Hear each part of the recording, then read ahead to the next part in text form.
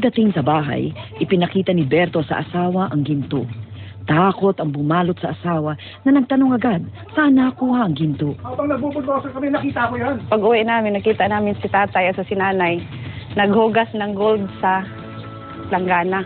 Pagka umaga, si tatay umalis, pumunta dito sa Tagum.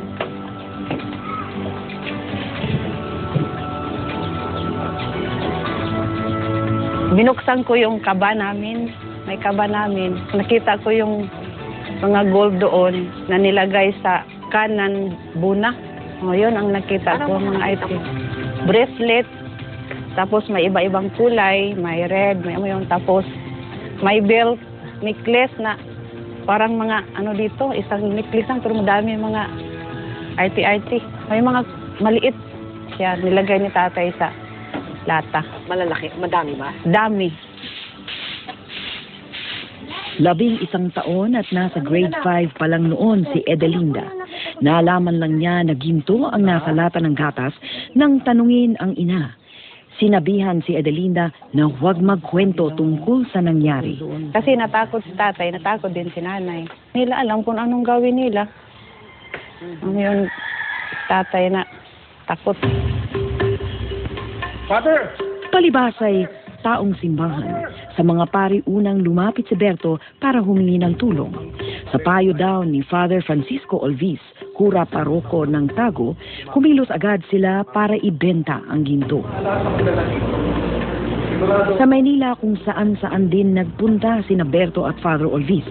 Tinulungan daw sila ng isang kaibigan ng pari. Pero mga 500,000 siguro ganun. Yung kwintas, yung ipang-apat yung yung dagger. Pero yung dagger, hindi na nakabili si Tiri kasi iwan ng kwarta. Cheque ang ibinayad ng buyer sa kanila, Berto. Ang sabi ni Obes, bank to bank raw. Anong usapan niyo ni Father Olvis? Dideposito yan ng bangko, yung pera. At ano ang partihan niyo? Wala pa may mag-usapan. Hindi niyo pinag-usapan? Hindi pa pinag-usapan. Dumagsa ang mga tao sa Magroyong nang mabalitaan ang swerte ni Berto. Ang pamilya Guerra, ang may-ari ng lupang natamna ng ginto mula sa bundok, ay binulabog din ng mga tao. Kung saan ni Miguel pumunta sa bahay namin sa Sandian, sa may munisipyo. Sabi nila, "Uy, Mr. Guerra, marami ka daw ginto." Sabi ko, "Ha? Saan ba?" Ang mga Muslim, alam mo naman yung mga Muslim mahilig sa gold. Sabi ng tatay ko, "Wala naman, bakit? Ang daming gold doon sa bukid nyo, ha?"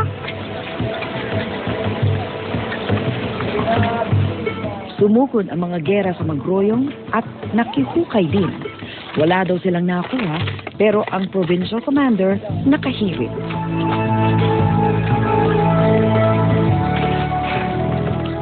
Nakuha nila yung pulseres yata yun. Ng provincial commander? Hindi siya nakakuha yung tao. Tapos kinuha ng provincial commander, hinawakan. Tapos sabi exhibit daw. Ayun kung sana yun. Pumasok na yung mga, yun na nga, yung mga armed men, may military, may PC pa noon, police constabulary. But it's very unfortunate that the military went there not to protect, but to find gold for themselves also. In the guise, of course, of protecting it. But actually, there I know that there were some police constabulary that nakakuha rin sila. One was Master Sergeant Tulang, pero patay na rin. Nakakuha siya ng bracelet.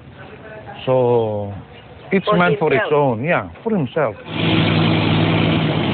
Kahit daw ang pamunuan ng NIA ay nagka-interes din sa Magroyong. Ipinahakot nito ang lupang panambak sa project site at ipinadala sa NIA compound. 2 gabi, 3 gabi yun eh. Yung mga 4 kidampak, yung mga tinwheelers. Punong-punong. Tapos pag dam namin doon, wala na kami alam kung ano nangyari doon sa ilalim, sa compound. Wala nang nakapasok? Wala nang nakapasok.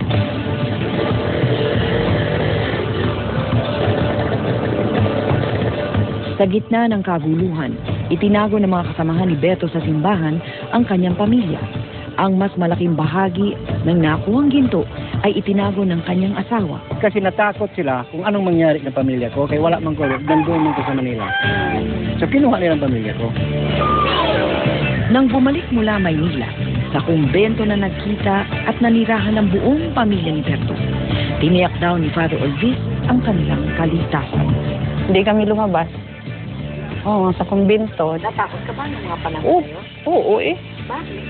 Kasi papatayin daw nila kami. Baka patayin kami na kidnapin. Bispiras ng fiesta sa bayan, tumakas si Berto papuntang Surigao City at tumuloy sa Dumaguete. Inihabilin niya ang mga ginto na hawak ng asawa kay Father Aloy. Ang mga hindi na ibenta sa Maynila na iwan kay Father Olvis. Ang pangalan ni tatay iba. Ang nanay ko rin iba. Lito Suarez ang pangalan ni tatay sa Dumaguete na kami. Suarez apelido namin, hindi na Morales. Sa pagtatago ni Berto, nawala na rin ang usapin tungkol sa natisod niyang kawan ng ginto. Ang diabetes ay